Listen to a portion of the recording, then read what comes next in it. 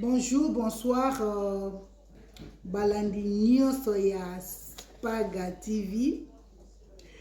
Selon ba moment nyonso oyo si toni ni bokozwa émission na biso ya makusa ya mama Spaghetti.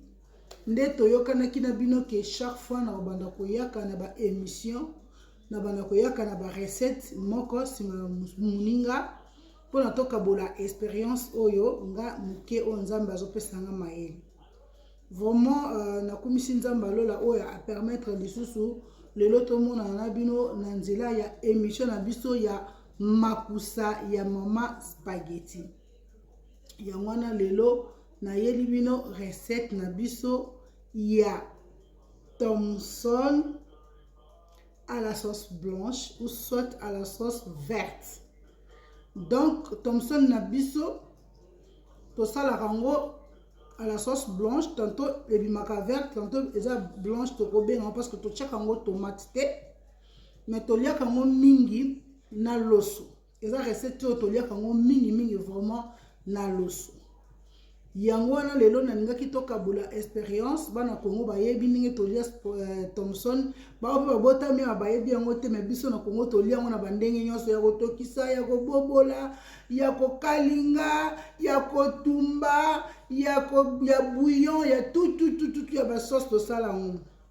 Mais lelo na yeli bino expérience nanga bota la pe ndenge na sala Thomson à la sauce blanche.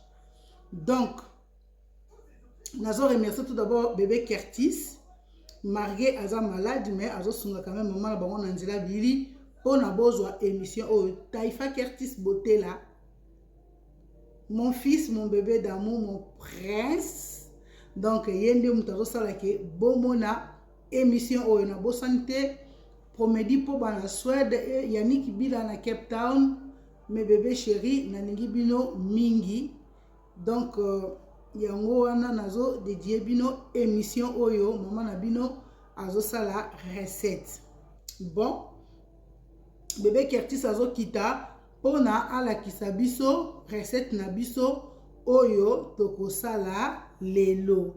Donc recette na biso ezali ke Thomson na biso tout d'abord nazo expliquer toko tokisango tant toko tokisa yango tokisa ngo na tokochango moi sel mukie toche moi bino que recette na biso pona osala yango toza tout d'abord na Thomson na biso yango yo. Donc tosi tokisi yango déjà etikali kana longola mikuwa toza na ail na biso toza na piment vert toza aussi na oignon toza na bouillon toza na ndembi et toza na poireau toza na poivre noir toza aussi na sel na biso et toza na huile. Donc nazo bongisa biloko nanga nyonso o na kosala. Donc na bouillon nanga babiloko tout nazo bongisa ngo na mixer nyonso tout ensemble. Comme ça comme na ko mixer et puis na longoli ba salité ya Thomson na tika ka ba viande wana ya Thomson nde tokozwa pani na biso pona kosala recette na biso. Merci beaucoup maman Bolanda, vraiment na bokebi bozala jamais déçu quoi. C'est ça un peu. Donc nazo bongsana ni biloko na biso ba maman bobanga tena zona mokoto pona ko bongsa biloko na biso. Je suis là.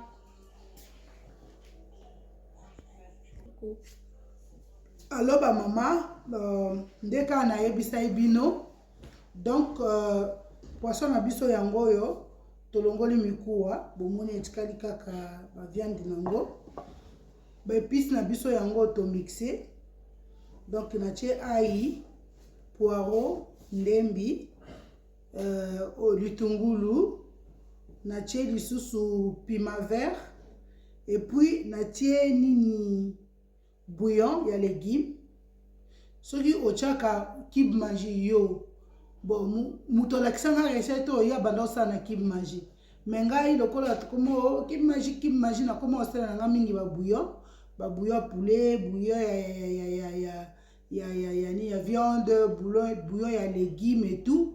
Donc na mixer bouillon nanga na tie awa na mwa mungwa pona épice nanga ezala na mungwa ape na tiaki mungwa mukie mpona viande nanga pe ekota mungwa sikoyo bamama toza na sel na biso poso tomeki oyo nyonso totia awa so ekoki te tobakisi sel mukie donc toa pe na poivre noir donc sikoyo toa na huile na biso tozokende sikoyo na réchaud donc bébé Curtis azomema biso sikoyo na réchaud tokende mpona tosala recette na biso tokende nango ntina suka bomona ndenge tokosala vraiment recette oyo ezalaka kitoko mingi. Alors bamama tozotia huile na biso kotia huile ebele te normalement eza recette moko esalema na huile ebele mais lokola tokoma kobanga ba huile ebele mpona bamabumu na banini yango natie vraiment mingi te donc poisson na biso yango oyo tokotia na kati ya huile na biso tout d'abord huile na biso ezochauffe ntango huile na biso esila kochauffe nde mbala moko to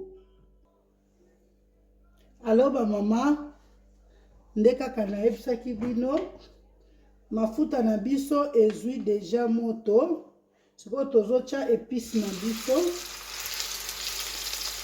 oyo tomisaki na moto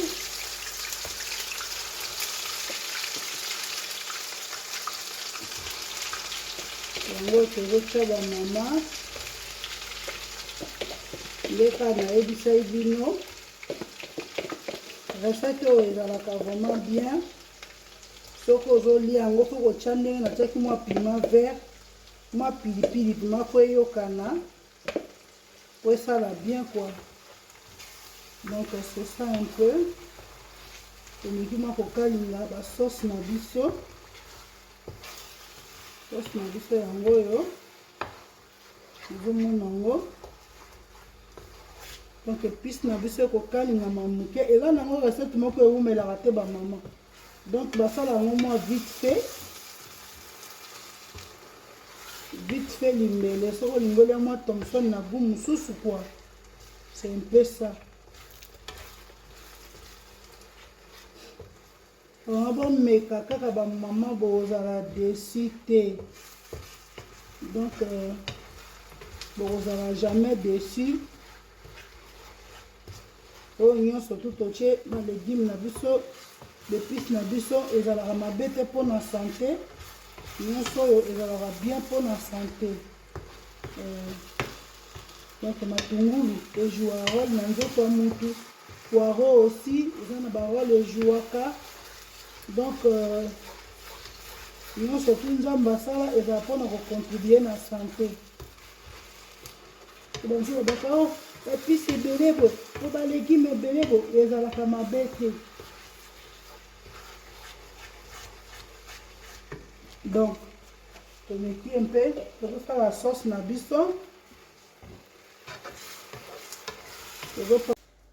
alors bamama bomoni recette na biso ebeli yango loso na biso yango oyo tozotia yango sikoyo na kati ya loso na biso mpona tolia bamama donc recette oyo bomona eza na sebene moko ya kosakana te donc eza vraiment na sebene tozotia yango kaka ndenge totiaka pondu na loso mais yo kolia yango na esprit ya Thomson boswete biso babon appétit yango oyo bamama yango oyo Thomson na biso ebeli totia na loso na biso moko sikoyo tozolia yango po esala biso bien lekerek.